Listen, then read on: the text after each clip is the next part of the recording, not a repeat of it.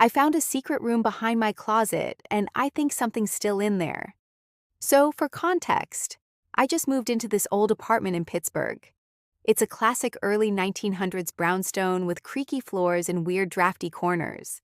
Nothing I wasn't expecting.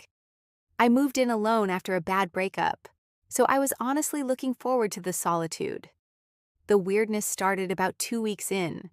I kept hearing faint tapping sounds at night coming from inside my closet. Not like rats or pipes. It sounded deliberate, like knocking. 3 slow knocks, always around 2:45 a.m. I assumed it was just noise from a neighbor. Until I remembered. I don't have a neighbor on the other side of that wall. That wall is solid brick. Out of curiosity, and probably stupidity, I started knocking back. 3 slow knocks. Every time I did, it would go silent for a second, and then repeat. Always three, like a reply. Then, one night, the tapping was louder. Not just knocks, scraping, like something dragging metal along the inside of the closet wall. That's when I noticed the draft. The closet always felt cold, way colder than the rest of the room. So I emptied it out and started tapping on the back wall. Hollow. Suspiciously hollow. I got a hammer, thinking maybe there was just insulation or bad drywall.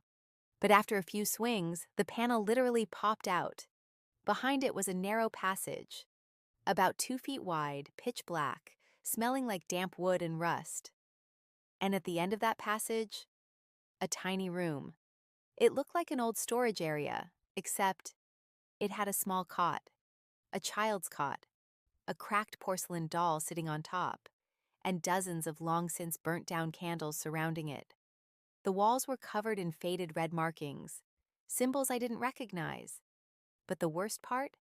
There were scratches on the inside of the walls, deep ones, like fingernails, and just above the cot, carved into the wood in jagged block letters.